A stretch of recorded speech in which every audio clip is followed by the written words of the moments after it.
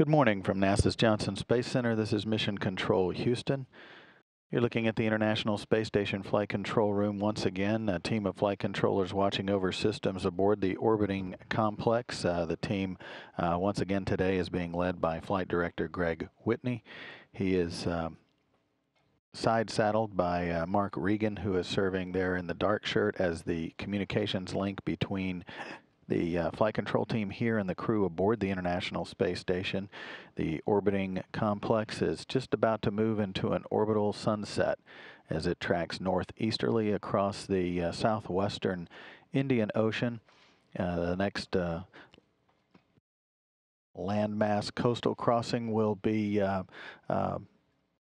Thailand as it heads northeasterly, about a 45-minute pass through the dark on the dark side of the Earth before the next sunrise, as the station circles the Earth every 92 minutes at a speed of 17,500 miles per hour.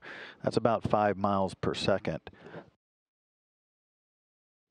The crew on board Expedition 34 is comprised of Commander Kevin Ford and Oleg Novitsky and Yevgeny Tarelkin. Those three on the left in this view of the crew's logo began their voyage aboard the International Space Station back on October 25th, following a two-day launch to docking rendezvous that began with a launch on October 23rd.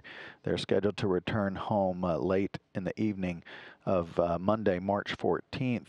Aboard their Soyuz TMA-06M spacecraft.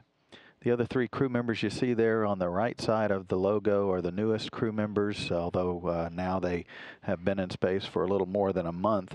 They're comprised of, seated there, Chris Hadfield with the Canadian Space Agency, and then behind him, the taller of the two, is Russian cosmonaut Roman Romanenko, and then on the far right is astronaut Dr. Tom Marshburn. The original three, or the first three crew members, have been aboard the station for 92 days now and in space for 94, and the other three have been in space now for 37 days, 35 of those aboard the International Space Station. The crew members have focused their attention today on some housekeeping chores and some science activities aboard the orbiting complex that will end their day at about 3:30 in the afternoon, and they wake up each day about midnight U.S. Central Time. Focus today is on some experiment work, as mentioned, including the in-space experiment designed to investigate fluids containing ellipsoid-shaped particles, and also working with some additional maintenance activities back in the U.S. airlock Quest.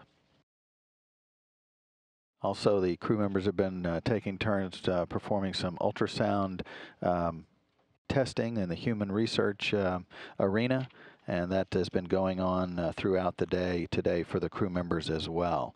Exercise, another part of their daily routine, as is conversations periodically with the ground here in Mission Control Houston and other flight control centers that support the International Space Station activities on board.